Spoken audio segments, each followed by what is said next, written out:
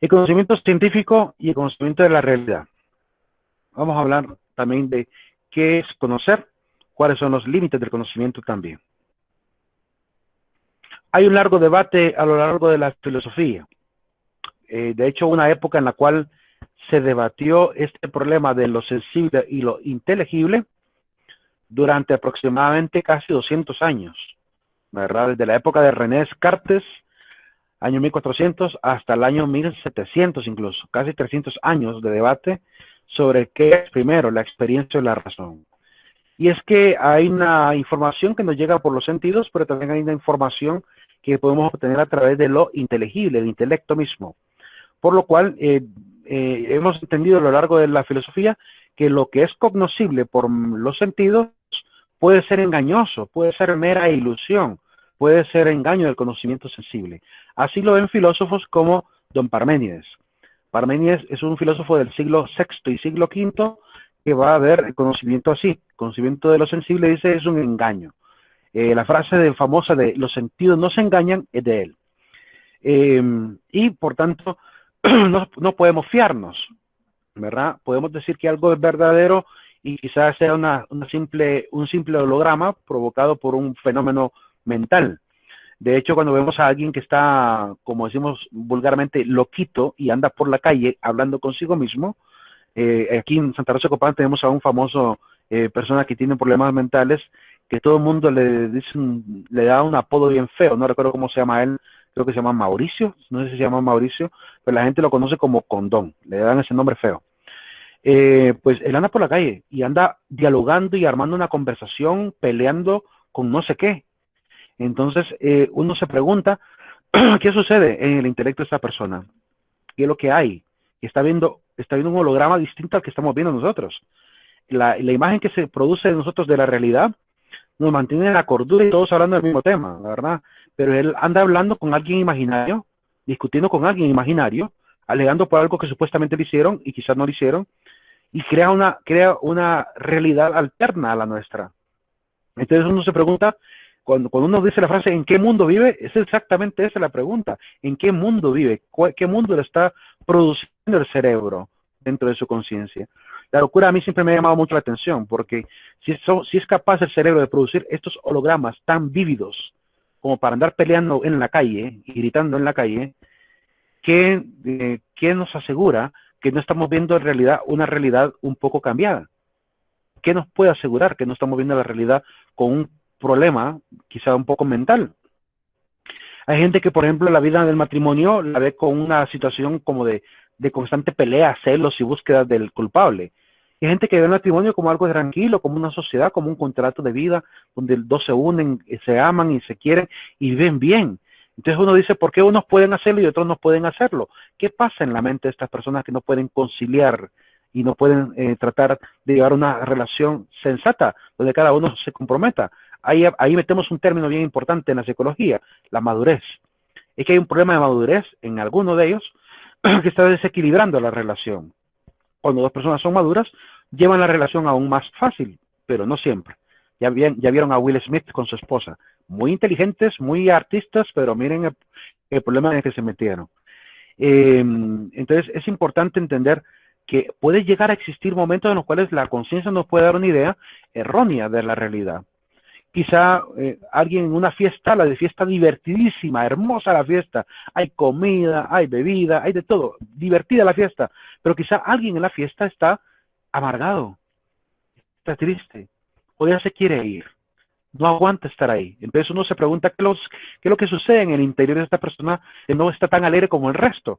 Puede ser un problema emocional, puede ser un problema orgánico, o puede ser simplemente su inteligencia, su intelecto que le está generando un holograma de que la fiesta está aburrida, porque quizás sus intereses, sus emociones, sus ideales no concuerdan con lo que realmente quiere para sí, por lo cual termina hastiada, ¿verdad?, de la fiesta y se va, cuando pudo haber disfrutado y haber convivido y haber tenido una gran experiencia en esa noche. Entonces, ¿de qué depende en realidad la realidad? ¿De qué depende el holograma que hacemos? Depende normalmente de nuestras propias convicciones. Y si la convicción tiene un efecto tal en la apreciación de los fenómenos sensibles, Entonces, ¿cómo podemos estar seguros de que una fiesta está aburrida, que una reunión es aburrida o que una clase es aburrida? Como esta. O sea, ¿qué tan seguros están de que la clase realmente está aburrida y no somos nosotros que adentro llevamos algo? Una preocupación, una desesperación, una adicción. Puede ser que haya gente que quiere irse a la clase porque quiere ir a ver sus redes sociales, o quiere ir a ver la telenovela, o quiere verse partido de fútbol, o quiere de repente, no sé, irse a la casa de alguien que está esperándole. ¿Qué es lo que nos hace cambiar la realidad? Tiene que ver mucho con las convicciones personales. Entonces, los sentidos nos dan información, pero no podemos darle la validez total. Y los filósofos como Parménides lo entendieron a temprana edad. Los sentidos nos engañan. Pero por otro lado también está Nietzsche, el filósofo que veremos también más adelante, que él dice que es necesario aprender a separar el conocimiento de lo sensible del inteligible. Y de hecho Aristóteles ya había dicho antes que Nietzsche que el verdadero conocimiento que nos debe importar es el conocimiento inteligible, el conocimiento de la razón, el conocimiento de la argumentación racional. Porque si los sentidos dan cierta parte de información, pero tiene que trabajarse con el intelecto para poder obtener ese conocimiento objetivo que nos permita realmente entender los fenómenos. Entonces tiene que haber un trabajo paralelo. No descuidar la parte racional ni descuidar la parte sensible. Ambos nos dan datos, nos dan información, pero se debe trabajar más con el intelecto. Platón negaba la esfera de lo sensorial. Él creía de que el conocimiento sensible es imperfecto, es relativo, es cambiante, es efímero, es infiable, es resbaladizo. Algo parecido a lo que menciona Parménides, ¿verdad? Y es contemporáneo a Parménides. Parménides del siglo V, él es del siglo año 400, también siglo V. Así que es muy probable que haya conocido a Parménides, es muy probable que lo haya conocido. Y pues tiene la misma idea, que el conocimiento sensible no puede fiarse. De hecho, los sentidos nos engañan hasta con los efectos ópticos. No sé si ustedes han visto imágenes de efecto óptico en Internet. A veces por Facebook rondan muchas, que son imágenes que nos generan un holograma, una idea errónea. A veces es una imagen que está totalmente estática, pero la vista nos hace sentir que se está moviendo. Entonces uno dice, ¿está realmente estático o se está moviendo? ¿O qué es lo que se mueve? ¿Se mueve el objeto o me muevo yo? Y eso es lo que realmente hay que también poner atención, que a veces pueden ser movimientos internos, orgánicos, visuales, auditivos, sensoriales, que pueden estar dañando la percepción y nos pueden dar una idea equivocada. El ejemplo clásico de una madre de familia que le dice a su hijo, quiero que me vayas a comprar un papel a la pulpería, a la librería. ¿Qué papel? Quiero que me traigas uno rosado. Y viene el niño y le trae uno fucsia. O le trae uno que es un rosado demasiado pálido. Y también la mamá quería un rosadito, no sé, como el de Peppa Pig, más fuertecito, ¿verdad? Y la idea del rosado, aún decir, poner a Peppa Pig de ejemplo, creo que es aún inútil. ¿Por qué? Porque el rosado no existe. El rosado es un color que no existe. Entonces, lo que cada uno ve del color rosado es en realidad una predeterminación en su propia retina, que le hace cambiar el color a un color rosado. Pero si usted le pregunta a un médico o a un oftalmólogo si existe el color rosado, le va a decir el color rosado no existe, objetivamente no existe. Existe el amarillo, el rojo, el azul. Esos colores existen en la naturaleza y se pueden observar porque realmente existen. Pero el color rosado no. El color rosado es básicamente un color blanco hueso que el color de los ojos termina dándole el color rosado. La parte sanguinolenta de alguna parte del ojo, sea del músculo que está detrás del ojo, del humor vítreo, lo que haya sido, que ha transformado ese color blanco hueso, o lo que como queramos llamarle, en un aparente rojo, un aparente rosado. Entonces pregúntele usted a un oftalmólogo y que le responda con ciencia, no solamente con lo que sabe, porque que indague, que investigue si existe el color rosado. Yo he platicado esto con un amigo mío que es médico genetista de San Pedro Sula, que es el doctor Edwin Herrera, y él tiene un artículo que se llama El rosado no existe, y él explica por qué, y explica con la terminología científica. Me leí el artículo, no entendí mucho la parte científica, pero Entendí por qué dice que no existe, qué es lo que pasa con la parte de la observación. Entonces, si un color que no existe lo observamos, ¿verdad? Hay tonalidad del rojo, pero no existe el rosado. Eh, es bien interesante y cuando nos encontramos con esa realidad, nos hacemos la pregunta, ¿y entonces qué es lo que estamos viendo? ¿Qué es lo que vemos? Vemos lo que nos permite el sentido observar. Hay gente que no puede observar los colores, que padece daltonismo, que su propia visión, ¿verdad?, no permite percibir los espectros de color y solo permite ver tonalidades de grises, blancos y negros, todo en tono grises. Así que el color azul es un color negro pálido, el color rojo es un color negro aún más pálido, ¿verdad? Y así se va acercando al color blanco, va en tono de gris gradual. Entonces ven todo como gradient, ¿verdad? Todo en colores grises. Y si esta persona daltónica hubiese nacido en una isla donde nadie viera los colores, o si hubiesen nacido muchos daltónicos, yo creo que si uno les llegara a ellos a hablarles del color, no sabrían cómo entenderlo. No sabrían entender qué es el color. Es como explicarle a un murciélago que existe el arco iris, si el murciélago es ciego. El murciélago se dirige solamente por medio de su capacidad sonar. Lanza un chillido, rebota en el entorno y retorna a él, a sus orejas, que capta el sonido y le genera un holograma visual en ese cerebro, ¿verdad? Que son percibidos y que realmente le terminan de conformar o le terminan de armar la realidad que apenas puede entrar por los ojos, que apenas entra. Así que no observa correctamente, el resto de la observación lo logra con el sonido, con este sonar natural que él posee y el feedback del entorno que rebota. Si un murciélago anda en una catedral volando y hay sonido de campanas, si ese murciélago se atreve a volar en el momento en que hay campanas sonando, muy probablemente vaya a chocar contra las paredes. Y de hecho ya hemos visto en iglesias muy antiguas que los murciélagos, pobrecitos, ¿verdad? Cuando hay grandes cánticos dentro de la iglesia, se golpean contra las paredes y caen casi muertos los pobres. Se golpean porque se confunde el holograma, ¿verdad? Se generan muchas formas de mucha deformidad y quedan prácticamente ciegos, entonces terminan chocando. Huyen del sonido, pero en el afán de huir terminan chocando con las paredes. Eso pasa con el murciélago, así que si el murciélago está imposibilitado a poder ver el fenómeno del color y de la imagen, ¿qué nos dicen nosotros si nosotros también tenemos ciertas imposibilidades? No sabemos si el ser humano tiene alguna imposibilidad. Yo les podría mencionar una, que probablemente sea una imposibilidad que tenemos. La imposibilidad, por ejemplo, de ver a Dios. En la historia se habla muchísimo de que hay hombres que han podido ver a Dios, como Moisés, que pudieron ver a Dios. Pero significa que antes no podía observarlo porque Dios mismo le va a dar la habilidad para poder observarlo. Pero él naturalmente no tenía la capacidad, de ningún ser humano lo tiene. Por más que queramos observar a Dios o las cosas inmateriales, no las podemos observar.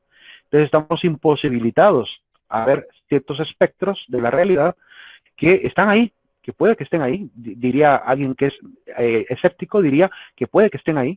Puede que exista Dios, pero quizás no lo podamos conocer de manera material. Tendrá que ser con otro fenómeno en todo caso. Y a esto le llamamos pues el fenómeno espiritual. Algunos factores que pueden alterar la percepción. La duda sobre la fiabilidad de los sentidos parece razonable porque tenemos grandes problemas y obstáculos. Los fenómenos que más pueden afectarlos son, por ejemplo, la fatiga. Ya le va a aparecer por ahí. Permítame. Voy a quitar mi cámara de mi celular para que acelere un poquito, porque veo que está el internet un poco lento.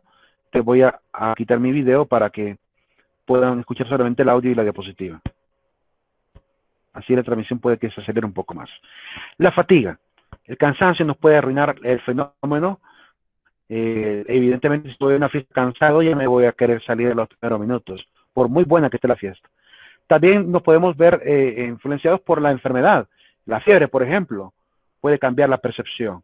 El dolor de estómago, la gripe, ¿verdad? Las alergias, todo eso puede producirnos que la realidad sea detestable. Puede ser que esté desvelado y el desvelo provoque en mí un problema auditivo, ¿verdad? Y eso me impida poder estar tranquilo en una fiesta porque ya me duelen los oídos. Entonces la fiebre, esos fenómenos orgánicos pueden llegar a generar esta dificultad, pero también están las sustancias psicotrópicas, ¿verdad? Las drogas evidentemente cambian la realidad y al cambiarla, puede ser que obtengamos información equivocada. Les voy a comentar un caso que conocí muy cercano a mi familia. Hay una persona de mi familia que estaba cayendo en drogas pesadas, cocaína. Y es una persona que, gracias a Dios, ya se libró de ese problema. Ya salió de las drogas, gracias a Dios. Pero esa persona durante estuvo sumido en el problema de la drogadicción. Los familiares ni nos cuentan, nos dábamos que esa persona estaba metida en eso. Entonces logró salir del problema, pero nos comentaba que en una ocasión casi golpea a su propia mujer. Casi la golpea porque él se imaginaba, drogado, de que acababa de estar con un hombre. Y él se imaginaba al hombre metido en el cuarto de él. Y entonces empezó a querer forcejear a la mujer, pero llegaron a tiempo los familiares que estaban cerca para parar el asunto. Y entonces en este caso, ¿verdad?, creó un holograma distinto a la realidad y que casi lo lleva a cometer un acto de violencia. Quizá al darse cuenta de todo lo que pasaba y de estos fenómenos que se estaban dando, eso le hizo cambiar. Y al día de hoy, pues, por lo que sabemos, ha logrado con ayuda, terapia y todo el acompañamiento familiar, ha logrado salir del problema, ¿verdad? Pero a ese nivel puede llegar a afectar la sustancia psicotrópica. También puede ser que la excitación también nos puede llegar a afectar. Puede ser que nos haga sentir que algo está excelente o algo esté demasiado difícil. Entonces la excitación nerviosa puede afectarnos. Puede hacernos ver que, por ejemplo, cuando les dejo una tarea y digan, ay, no, qué difícil se mira eso, y tal vez a la hora de trabajarlo ya no es tan complicado. Solo es el miedo a atreverse, el miedo a empezar, que a veces puede generar la idea de que algo puede estar complicado, ¿verdad? Entonces, esa excitación nerviosa es necesario que aprendamos a dominarla, ¿verdad? Para evitar el ser impulsivos o evitar ser muy cobardes. Entonces, tenemos que evitar de cualquier manera que la parte de la emoción nos afecte tanto. ¿Podemos entonces pretender que el conocimiento tenga como único punto de partida los sentidos? Pues realmente no. Hemos llegado a varias suposiciones con los filósofos. Voy a mostrar la suposición platónica. Dice Platón, pero si nuestros conocimientos no proceden de los sentidos, ¿de dónde proceden entonces? Entonces él se inventa de que los seres humanos nacemos con las ideas y conceptos que son innatos. Es decir, para que el hombre pueda llegar a ideas objetivas, significa que tiene ideas ya grabadas dentro de sí, pero que la educación se va a encargar de ir sacando de él. Él creía que nacemos con ideas perfectas, que las hemos olvidado al momento de nacer. En el estado de caída hemos olvidado esta naturaleza perfecta e ideas perfectas. Entonces la tarea de la educación es hacer que la educación misma genere un fenómeno en la persona, un fenómeno que se llama reeminiscencia. La reeminiscencia o la reminiscencia significa poder traer al presente los recuerdos de una vida pasada. Entonces, según Platón, como él cree en la reencarnación, entonces en vidas pasadas hemos obtenido información valiosa que se ha convertido en conocimiento objetivo y que lo hemos perdido por el estado de caída. El alma, una vez caída en el cuerpo, pierde la naturaleza de perfecta que tenía, olvida todo el conocimiento que aprendió de los dioses y por tanto la educación se encarga de volverle a hacer recuperar ese conocimiento, ¿verdad? Esa es la idea de Platón, para suponer cómo es que entonces a veces llegamos a verdades.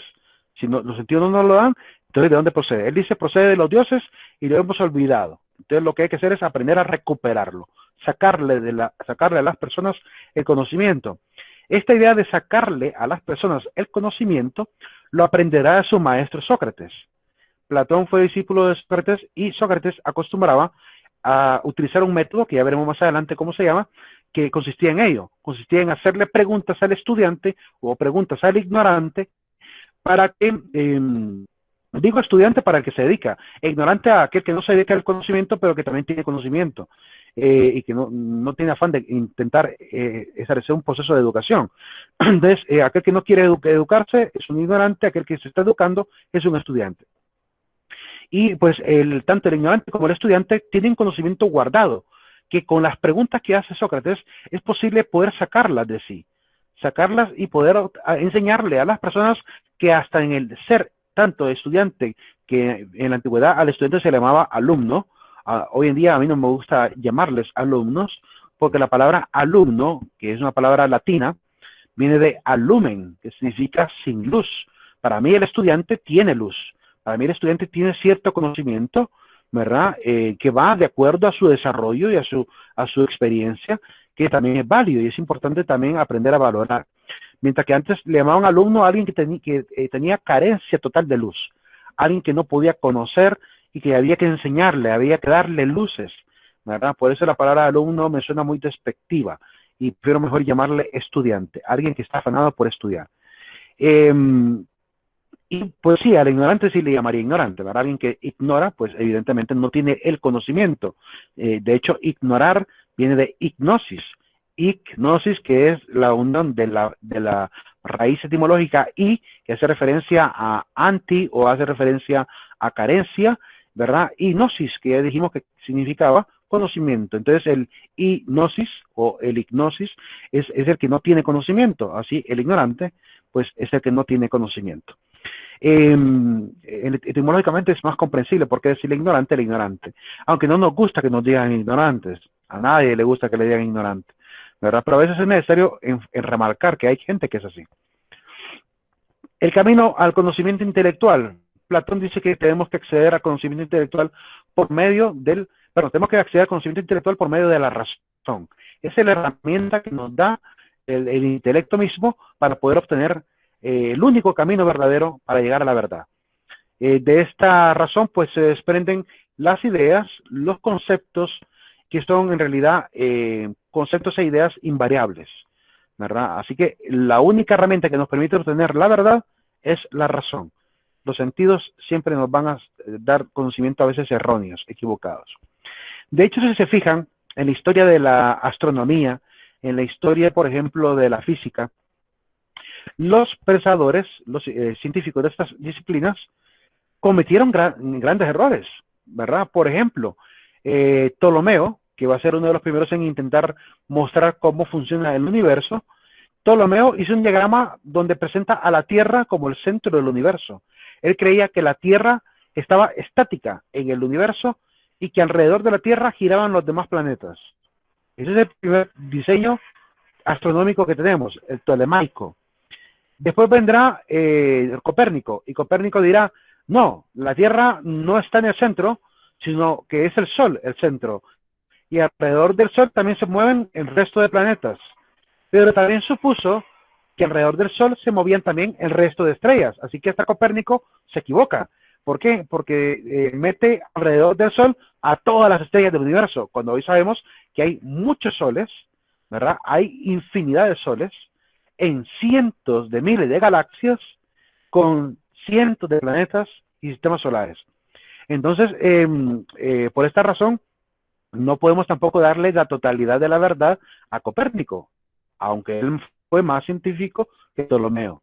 Y después ya vendrán los siguientes, como Niels Bohr, que va a hablar de que el universo prácticamente son sistemas de órbitas, ¿verdad? Que van a estar dirigiéndose desde igual que el átomo, que así como el átomo también tiene órbitas de electrones, también todos los planetas tienen órbitas de lunas y los soles también tienen órbitas de planetas.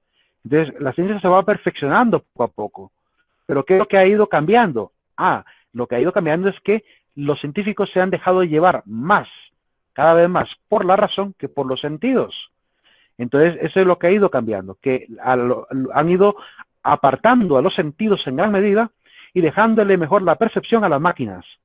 Entre más le han dado el papel a las máquinas para percibir los fenómenos, más exacto ha sido el conocimiento, ¿verdad? Pero han dejado de ser observadores primarios y convirtieron a la máquina en el observador primario, al telescopio, a la medición de ondas, a la medición radial, ¿verdad? Es decir, que ya utilizamos la tecnología para obtener conocimiento realmente objetivo. Eso es lo que ha pasado.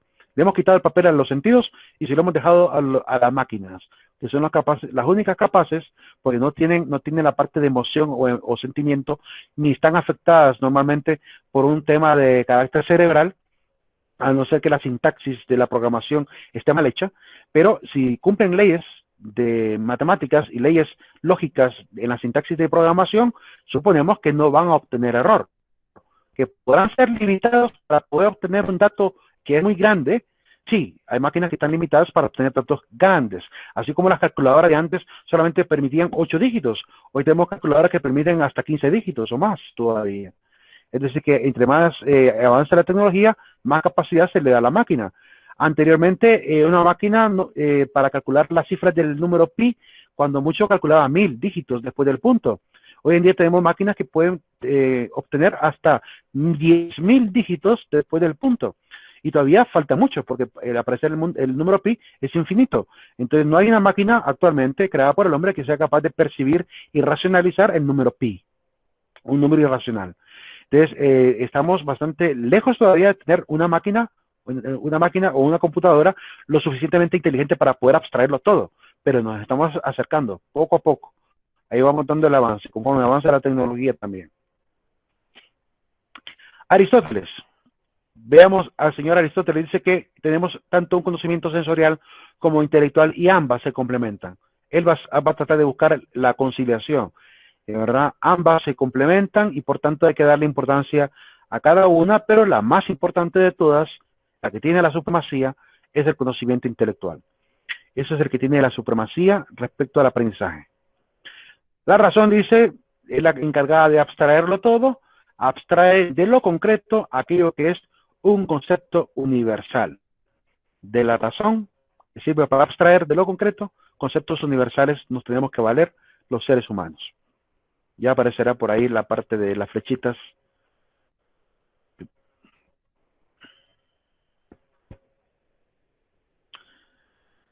Bien, ahí está. Esa es la lógica de Aristóteles, de cómo trabaja la razón. No podemos obtener información de algo que no existe. De hecho, es una frase de Ludwig Wittgenstein, el filósofo Ludwig Wittgenstein, dice, no se puede hablar de lo que no se conoce. Nadie puede predicar algo de lo que no se sabe. Y de hecho aconseja, de lo que no se sabe, mejor no hablar. De lo que no se sabe, mejor no hablar. Si usted no sabe, por ejemplo, de política, mejor no hable de política.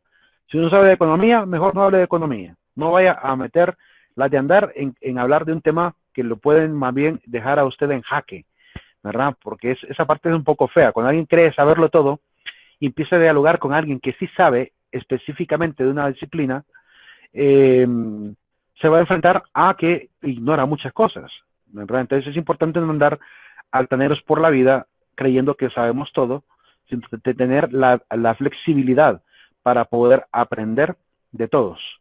Y esto pues es un acto de humildad, de parte de los que ansiamos conocer, a saber y darnos cuenta que no lo sabemos todos, sabemos algunas cosas, pero no todo. Y también antes de Wittgenstein, quien habló de que de lo que no se sabe no se puede predicar nada, también lo dijo Parménides. Parménides tiene un principio, un postulado que vamos a ver más adelante acerca de la realidad, donde él habla en esos principios de Parménides, son 3 principios los que vamos a ver. En uno de esos principios dice que aquello que no existe es impredicable. Yo no puedo predicar algo que no existe. No puedo hablar de un ser que no conozco, de que no he tenido la experiencia. Por tanto, solamente de lo concreto podemos obtener verdaderas ideas. La razón, entonces, la entendemos desde la filosofía como una facultad. Es la facultad para pensar, para entender, para comprender, para conceptualizar, para abstraer, para poder sintetizar, analizar, para sistematizar, para estructurar y ordenar los fenómenos de la realidad. Esos son los verbos que están alrededor del término razón, ¿verdad? Y que utilizamos constantemente en la filosofía. Puede que haya mucho más, puede que hayan sinónimos también, pero por lo menos traté de incluir la mayoría de los conceptos y procesos de la razón que utilizamos constantemente. Así que es una herramienta fundamental. Por tanto, tenemos que cultivar también la razón. Tenemos que esforzarnos por poder cultivar lo que podemos aprender, ¿verdad? Las herramientas para el aprendizaje. Desde ya les invito a que si están comenzando su carrera, hagan un pequeño estudio. Busquen en internet métodos y técnicas de estudio. Busquen en internet. Lean sobre métodos y técnicas de estudio. Porque en el proceso del aprendizaje es necesario tener esas experiencias y tener varias ideas de cómo poder facilitarme a mí mismo el aprendizaje. Yo les hablé de uno que a mí me enseñaron, que es la lectura en zigzag, pero hay muchos más. Cuando uno lee un libro, por ejemplo, yo tengo un método cuando leo los libros. De hecho, si les enseñara algunos de mis libros, se asustarían. Si vieran la Biblia, por ejemplo, se asustarían como tengo de manchada mi Biblia.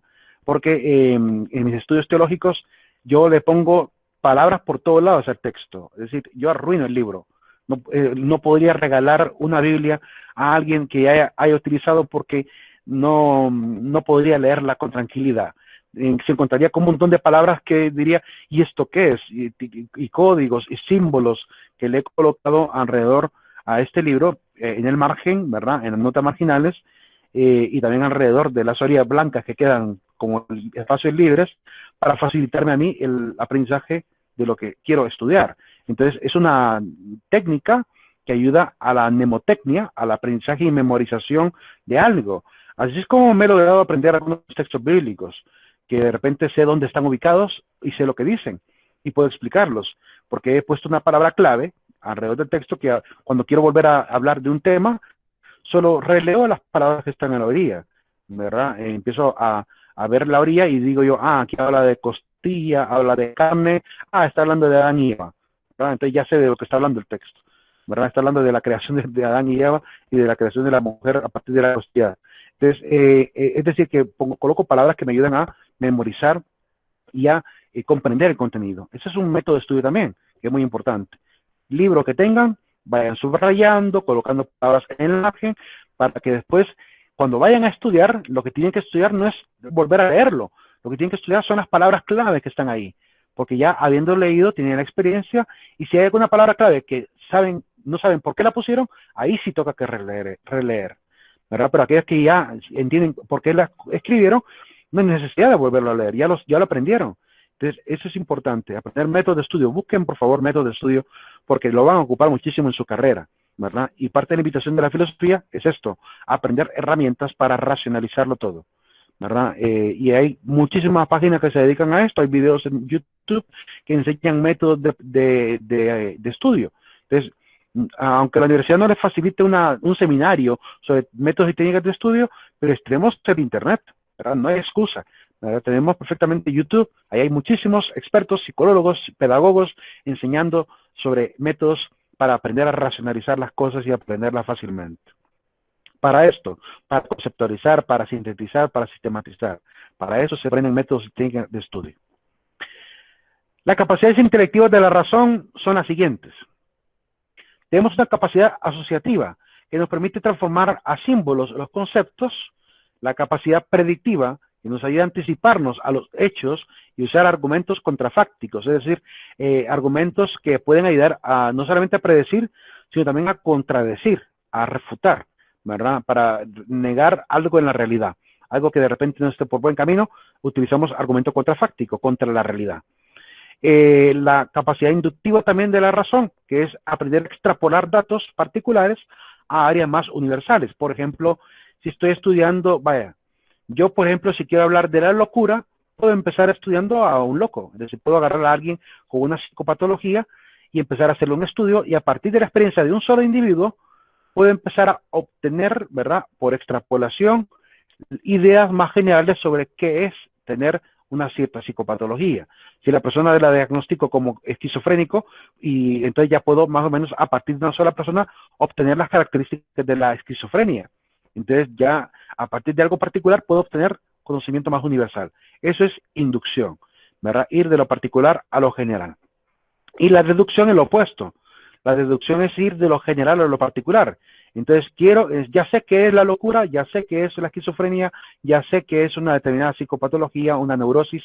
Entonces, como ya conozco esos términos, entonces ahora quiero irme a la parte práctica. Entonces me voy a ir a analizar a poblaciones para encontrar quién de todos padecen esa enfermedad. Eso es deducción. Obtengo un conocimiento universal primero y después me voy a buscar los fenómenos particulares, ¿verdad? Eso es deducir. También en la argumentación usamos la deducción y la inducción, ¿verdad? Cuando yo parto de las pistas para llegar a un conocimiento universal, es inducción. Y cuando parto de un concepto universal, una teoría, para después hablar del fenómeno práctico, el fenómeno singular, entonces sería deducción, ¿verdad? Son métodos que se aprenden desde la filosofía y que se practican, ¿verdad? A través del silogismo, por ejemplo. Tipos de conocimientos según su ámbito. Según el ámbito tenemos, aquí quiero mostrarles una clasificación como si fuese una gran cebolla. Yo a esta le llamo la cebolla del conocimiento, porque son como capas. Hay conocimientos unos dentro de otros. Entonces hay una capa muy superficial que es la última capa de conocimiento que alguien podría llegar a tocar, ¿verdad? Y a comprender. Solamente que aquí el conocimiento que vamos a enumerar comienza desde el interior. Es decir que desde el interior comenzamos a comernos la cebolla hasta las últimas capas. Por lo cual todos comenzamos con un conocimiento vulgar, que es el sentido común. Es el sentido común que utilizamos para la vida cotidiana, ese conocimiento de que hay que abrir una puerta para poder entrar a un cuarto, eso es sentido común. Que tengo que cepillarme los dientes si quiero evitar que se me caigan, sentido común. ¿Cómo se llama? Que tengo que bañarme si no quiero oler mal, sentido común.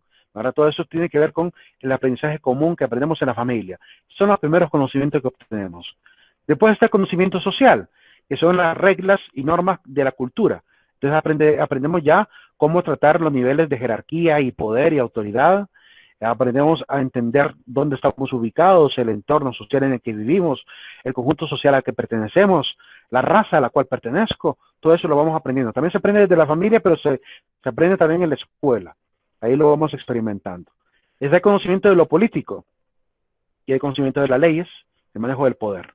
Conocimiento técnico, que tiene que ver con las herramientas y utensilios, con la capacidad para poder dominar los fenómenos, que es útil también para la inventiva y la imaginación. Tenemos el conocimiento científico, en este caso, ese conocimiento que obtenemos a partir del método. El método que pueden tener mínimo unos 5 pasos, por lo menos, observación, hipótesis, teorización, comprobación y teoría. Por lo menos 5 pasos para comenzar, aunque hay métodos científicos que son aún mucho más específicos. En la clase de sociología, si le llegan a ver conmigo, en sociología ahí veremos cuáles son los pasos de método científico más modernos. Vamos a ver que hay hasta 11 pasos en algunos métodos científicos. El filosófico, conocimiento universal de las cosas, útil para la búsqueda de más conocimiento. Y la última capa que podríamos tocar del conocimiento es el teológico, que es el conocimiento acerca de Dios y de lo espiritual. ¿Verdad? Esa es la manera como podemos ir aprendiendo. Algunas gentes se quedan en lo científico, llegan hasta ahí, cuando mucho a lo filosófico, cuando mucho tocan la frontera de la filosofía. Conozco mucha gente que ya llegó al nivel máximo de su carrera, ya es, no sé, máster y doctor en su rama de ciencia, y además quiere empezar ya a filosofar, entonces se mete a leer libros de filosofía ya tardíamente. Entonces es gente que está llegando a la última capa, al menos de lo humano. Y poca gente se dedica también a querer entender la naturaleza de Dios si estudiamos teología, muy poca gente. De hecho, a nivel nacional, a nivel de Honduras, en San Pedro Sula nos graduamos una generación apenas de 36 estudiantes de teología contra más de 100 y pico que habían de otras carreras.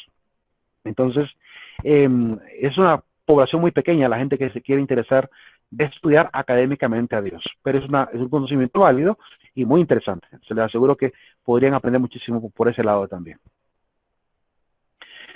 Según el contenido y con esta distribución voy a terminar la parte del tema porque quiero que vayan a trabajar a la plataforma también, ¿verdad? Así que con este último fragmento nos vamos a quedar aquí y seguiremos el día siguiente, el próximo encuentro, ¿verdad? Que vengamos.